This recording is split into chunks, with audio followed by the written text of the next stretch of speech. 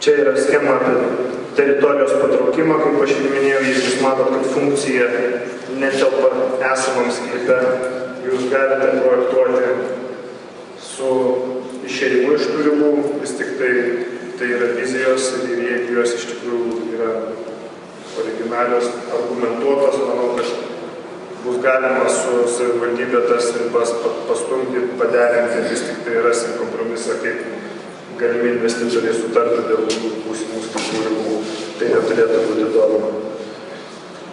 Noriu grįžti jau prie tų procentų. Dėl etapiškumo, visgi čia yra vizijų konkursas, kuris turėtų baigtas antras etapas šių metų pabaigoje, tai yra gruodžio mėnesį. Šių kūrybinių dirbtuvių rezultate turėtų būti atrinkti 3 geriausi sprendimai, 3 geriausi variantai, kurie po poros mėnesių patikslinus sąlygas turėtų pateikti jau galutinę savo versijas ir komisija rinksis paskutinį ketvirtį ir vertins ir išrinks nugalėtojų, kuris pretenduos į sutartį dėl kitos programos rengimo.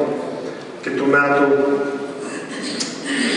manau, kad 1-2 ketvirtį būtų galima kalbėti ir apie detalaus plano rengimo klausimus, žinant, kad Lietuvoje yra apskričių reforma, savivaldybė tikisi turėti vis tik tai didesnės galės ir didesnę sprendimų laisvę ir kaip šeimininkas tvarkyti savo miestą taip, kaip jiems reikia. Tai tikimės, kad jie iš tikrųjų procesą judės. Sekantis etapai tai yra statyba ir visi kiti dalykai 13 metais, tai čia yra optimistinis variantas tuo atveju, jeigu visą tai, kas yra šiandieną sugalvota, suplanuota į sklandžiai. Kaip taisyklė realybėje būna taip paprasta. Noriu atkreipdėmėsi dar kartą, reiškia, teritorija didelė, didžioji dalis savivaldybės ir savivaldybės spręs apie detalių planų formavimą ir apie funkcijas tose teritorijose. Vėliau bus rengiami, matyt, konkursai, kad tuos projektus kažkas pirktų ir investuotų į juos.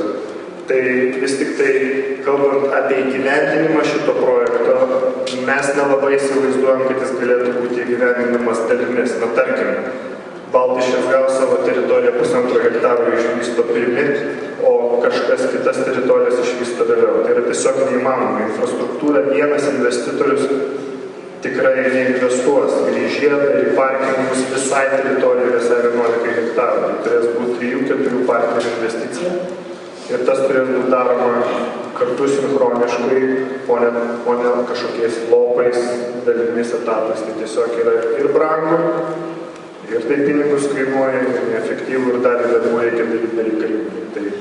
Tai yra mūsų toks požiūris į šito projekto vystymą. Tai dėkui už dėmesį ir tiesiog, jeigu bus klausimų, aš atsakau, jeigu neperduotum tada Andrei Vadžias. Kaip jūs pakomentuotumėte Donaldo sakytą komentarą dėl jūsų programos, dėl proporcijų tarp komercinių, reiškia, patalpų, biurų patalpų ir gyvenamų patalpų santykio ir taip pat trūkumą kultūrinių bei edukacinių kažkokių, tai reiškia, objektų?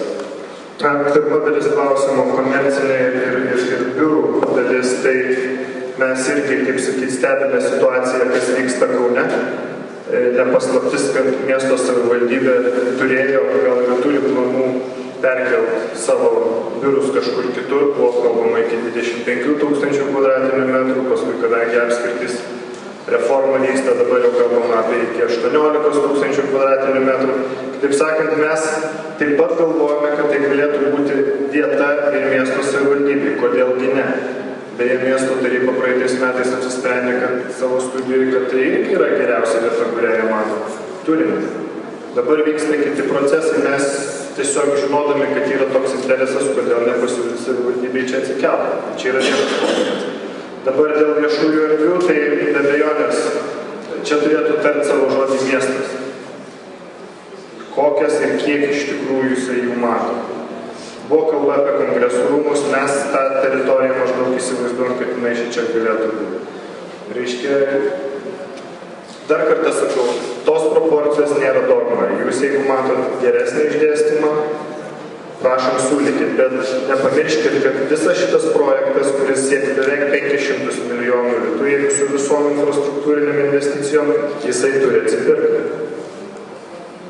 Tai klausimas, kas jas atpirks. Tai toje vietoje irgi turi būti supratimas realumo šito projekto. Tai neturi būti, kaip sakyti, sprendimai, viešos erdvės, grožis.